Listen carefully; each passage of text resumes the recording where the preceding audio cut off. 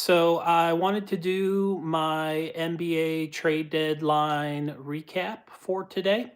If you haven't seen my past videos, I've done videos either separately or some together for all the trades that were completed last night or earlier, starting with Luca on Saturday and then all the way through the Jimmy Butler trade, the Chris Middleton trade, and the Mark Williams trade last night. So we're going to do the recap for all of the trades that were completed today, and we're going to grade out all the trades as well. So, with the first trade of the day, we had the Raptors getting James Wiseman and cash, and the Pacers getting the Raptors 26 second round pick. That's top 55 protected.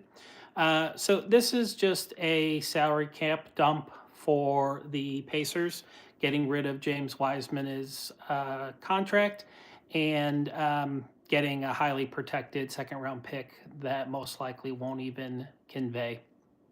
So, really, nothing on court move. Wiseman is hurt, and the pick probably will not convey. So, we're just going to give both teams a C. It's a good bit of business for each, with the Raptors also getting cash. But since the player won't play and the pick probably won't convey, you can't really give a high grade or a low grade. With the second trade of the day, it's a three-team trade. So the Grizzlies get Marvin Bagley, Johnny Davis, a 2025 second round pick from the Grizzlies. They get their own pick back, and a 28 second round pick from the Kings. The Wizards get Marcus Smart, Colby Jones, Alex Len, and a 2025 first round top 14 protected pick from the Grizzlies. And the Kings get Jake LaRavia. So for this, this is a train wreck grade for the Grizzlies. Originally, they traded two first round picks to get Marcus Smart. Marcus Smart didn't even appear in 40 games, and he had his two worst seasons of his career, not only because of injuries, but also because of just pure stats and performance. And now they're trading another first round pick to get off of his contract.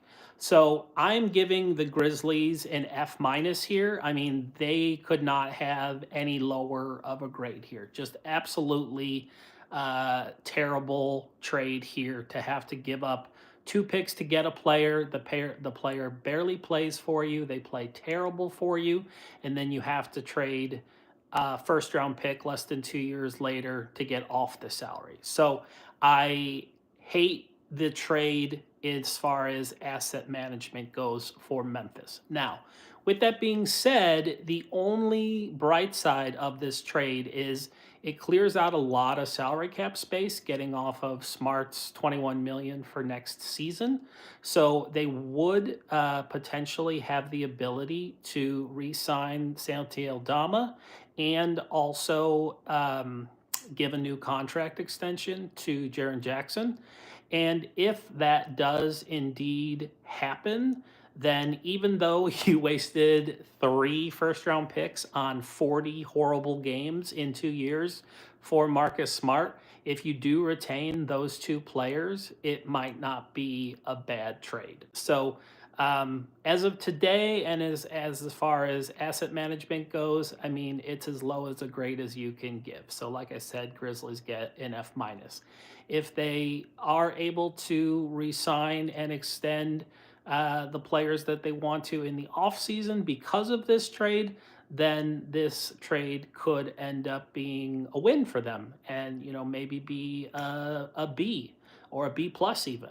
So it really depends on what happens in the free agency time period. But as of right now, just very, very poor asset management. For the Wizards, Taking on Marcus Smart next year's contract, it's a lot of money. He's got 21 million guaranteed. I don't see any way that he would ask for a buyout and give up a lot of money, and I don't see why the Wizards would want to buy him out when he's got 21 guaranteed for next year. If he was expiring, they would buy him out, but then Memphis wouldn't have needed to trade him if he was expiring. Kobe Jones and Alex Len, they're both expiring, so they may or may not get cut, and they don't really help on the court much. Marcus Smart could help on the court if he was healthy, but the Wizards don't want to win, so I don't imagine them playing him much. The Wizards did this trade for the first round pick, and getting a first round pick to rent out your cap space for next year, I think, is a win. So I will give the Wizards a B plus for the trade. So pretty good bit of business for them. And then the Kings, to get Jake LaRavia, who's having himself a pretty good year. He is on an expiring contract. He is in restricted free agency, and they're limited in what they can give him because Memphis declined his option. But it's still a solid trade for the Kings. They don't really give up much, and they get a really good player in the trade. So I will give the Kings a B. In the third trade of the day, the Clippers got Marjon Beauchamp, and the Bucks got Kevin Porter Jr. Um, this is a pretty simple trade. Neither player is playing particularly well. Beauchamp expires after this year, and Porter has a player option for next year. I give the Clippers a C, and I give the Bucks a D. I just worry about Kevin Porter off the court. He has not been a very model citizen, and that worries me in his fit with a team that's still trying to win a championship. Um, Beauchamp has just kind of gotten worse and worse as he's progressed in his NBA career. Maybe a change of scenery will help. So I have more hope with the Clippers side of this than the Bucks side of this. The fourth trade of the day, the Rockets get Cody Zeller and a 28 second round pick um, from the Rockets, so they get their own pick back. And then the Hawks get the draft rights to Alpha Kaba.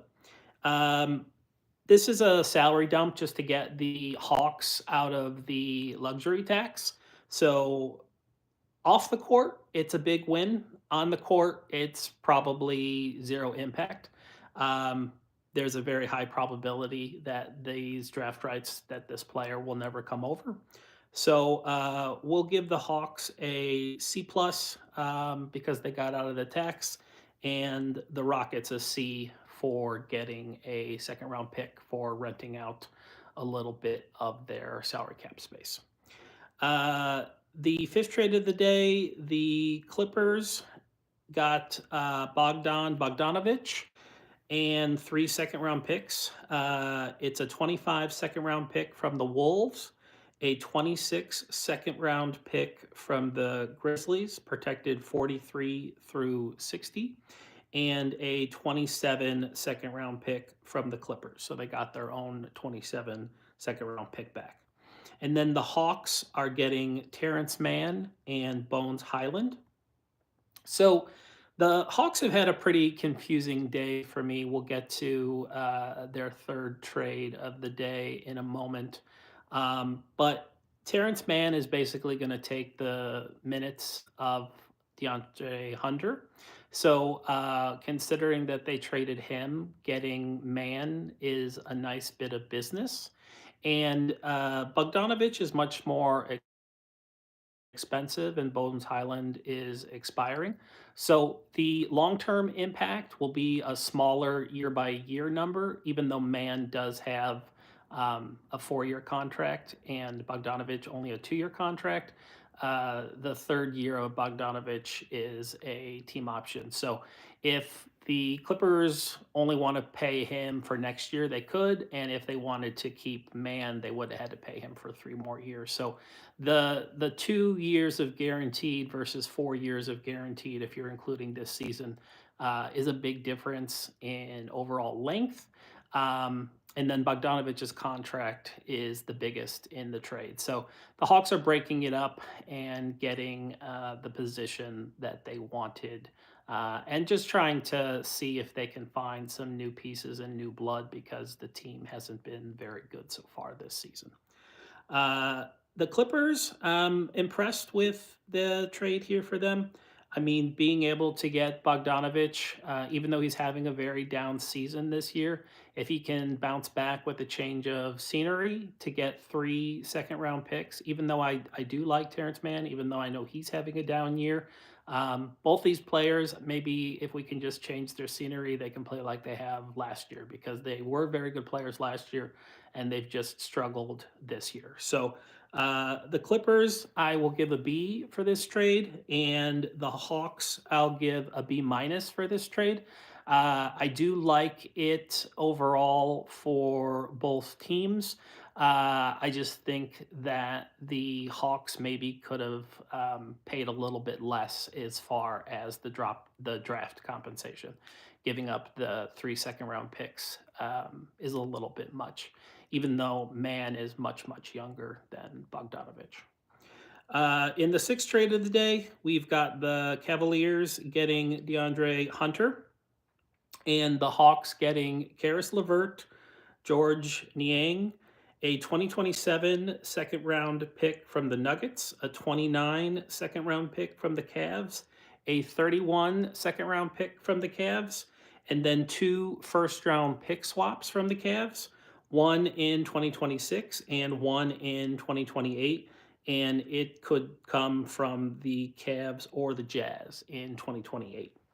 So this is, I think, the biggest trade of the day and the biggest trade of the day that will actually affect the playoffs, maybe even the championship.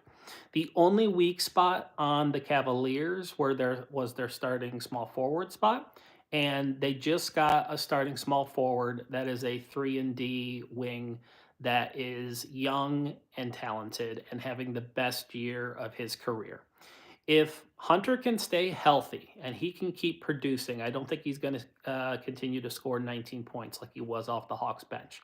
But if he can continue to stay healthy and play average to above average defense and shoot average to above average like he's been doing this season, he's been shooting around 39% this season. If he can continue to do this, the Hawks just, I'm sorry, the Cavaliers just plugged their only hole in their starting lineup. I mean, to have Garland, Mitchell, Hunter, Mobley, and Allen, that is one of the best starting lineups in the NBA. This team is already the second best team in the NBA, and now they've just made themselves stronger and deeper. And like I said, they might have the best starting lineup in the NBA and maybe now the best defense, at least in the Eastern Conference. I don't think they're catching the Thunder for best defense in the NBA. I love the trade for the Cavs. The only worry and downside is health, like I said. So the Cavs are going to get an A minus, just because I worry about Hunter's health. But if Hunter is healthy the rest of this year, it's an A plus trade that could lead them to a championship. For the Hawks, I give them a B minus for the trade. I think they do a pretty good job in getting value back for Hunter. Levert, I will be curious to see if he's on the team by next year since he's expiring. I would think not. And then Niang is under contract for one more season at $8 million for next year. So there's a high probability that he will be back next year. But I don't know what the future looks like for these two players, and if the Hawks believe in them as part of their long-term future or not. So we'll have to see what happens with that. But to get as many draft picks as they ended up getting in the trade is pretty impressive. We'll see if those first-round pick swaps actually end up happening for them and becoming anything decent as far as high picks. But if they do, this could really be impactful for them, even if it is unlikely that the pick swaps get them, a top 20 pick. If they somehow would, that would really help in the value of the trade. All right, the seventh trade of the day. So we have the Hornets getting Yusuf Nurkic, a 2026 first round pick swap, and it is the least favorable of the pick swaps that the Suns have for that season. And then the Suns get Cody Martin, Micic, and a 26 second round pick, which could come from either the Warriors or the Nuggets. So I think the Hornets win this trade. I'm going to give the Hornets a B plus. They didn't have a center on their 15-man roster going into today after last night's Mark Williams trade. So even though the Hornets aren't trying to win this season and are definitely trying to get Cooper Flag in the draft, to at least have the ability to get a starting center and a first round pick is a big win for them. So I'm going to give the Hornets a B plus. And then the Suns, it's impactful on the court and off the court. I don't love trading a first round pick, but at least they're able to get a good rotation player in Cody Martin. Um, Micic may or may not play for them. We'll have to see, but he's a decent backup point guard. And then they do at least get a second round pick back. So hopefully they won't be losing too many draft spots in the trade. So I will give the Suns a B for the trade. Okay, eighth trade of the day. So the Raptors, this is all going to be part of the Jimmy Butler trade. So these are just the additions that we found out today where people are moving differently than where they were moving yesterday. So I'm just counting this as an eighth trade for today, but it is basically just moving around the pieces from the Jimmy Butler trade for yesterday. So the Warriors are a part of this trade and are getting Jimmy Butler, but there's no change to them. We knew that already. So the only changes are what I'm going to talk about.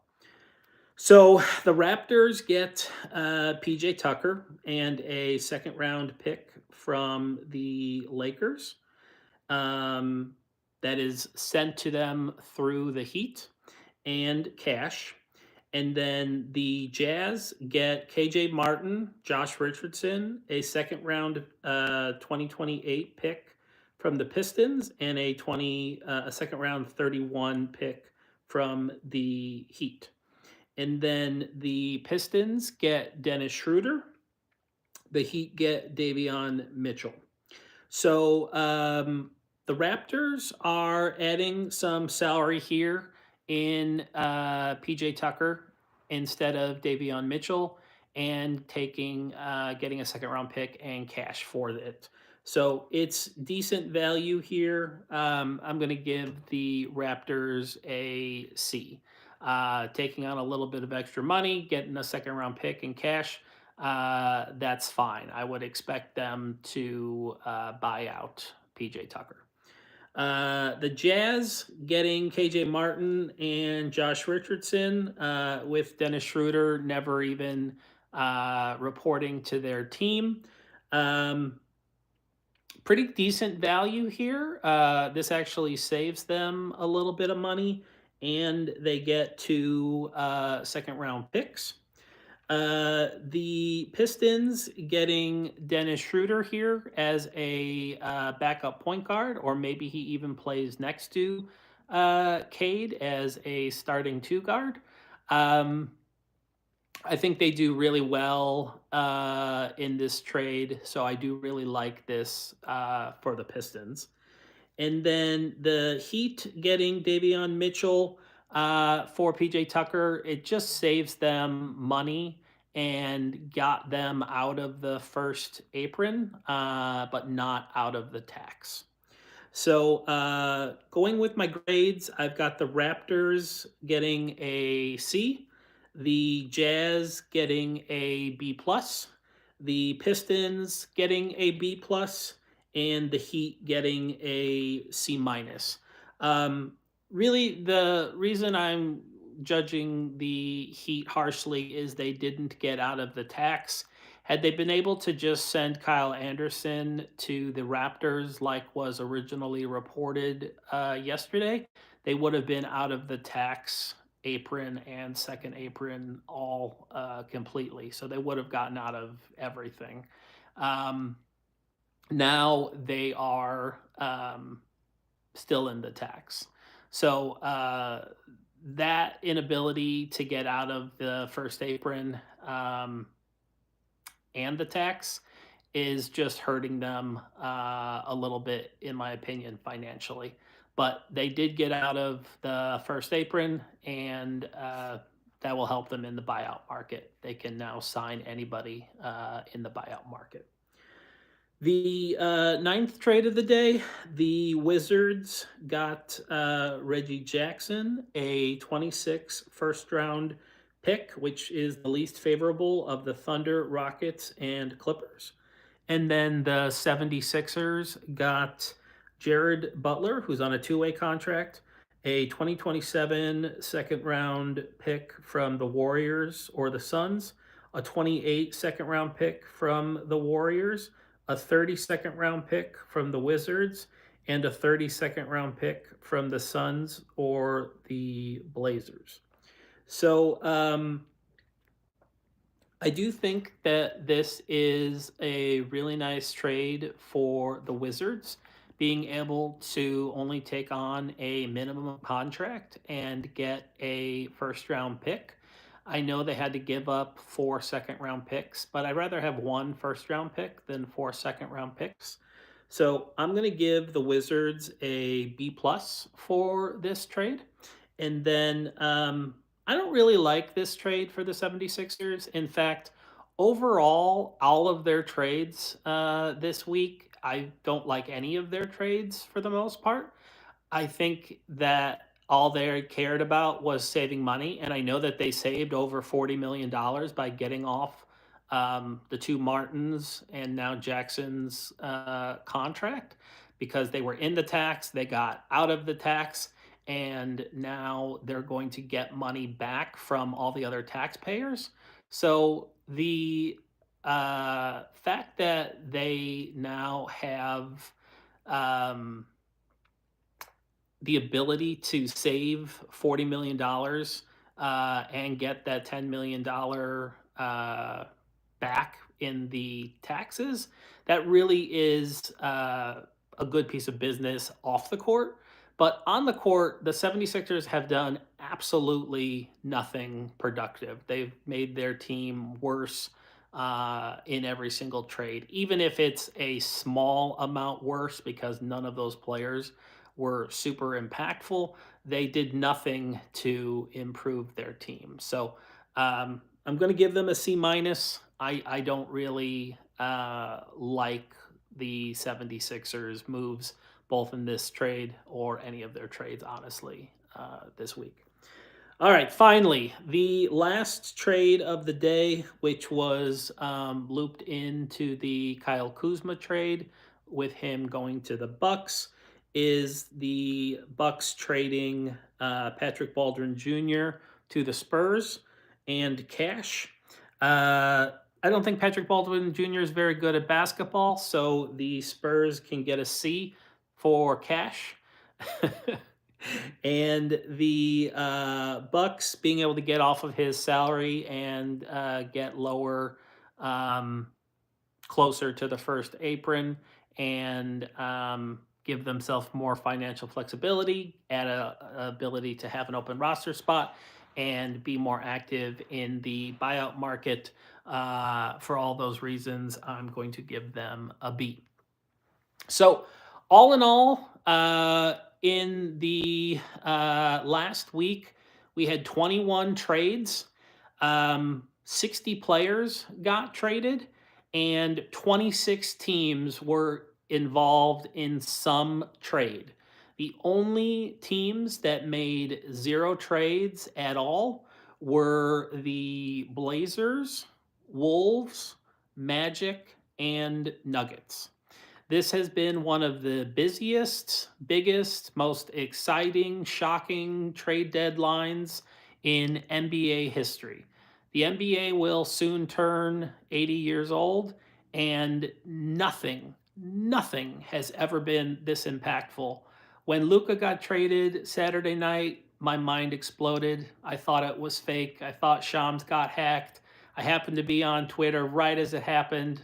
I saw it 1 minute after he reported, and I just unbelievable, unbelievable. And then to follow that up with six more All Stars being traded this week, eight All Stars in total being traded in the last week, and nine All Stars being traded this season. And that's not including Cat or Randall being traded right before the season started.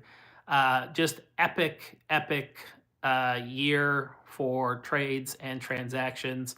I'm looking forward to this NBA playoffs like no year before. The Western Conference is unbelievable. I have no idea who's going to make those final three spots.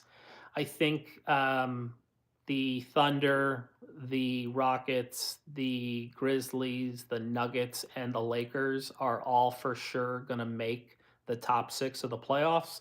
But who makes six, seven, eight by the time the season is over and the playoff play-in has ended? I have no idea. It's going to be a wild, wild ride.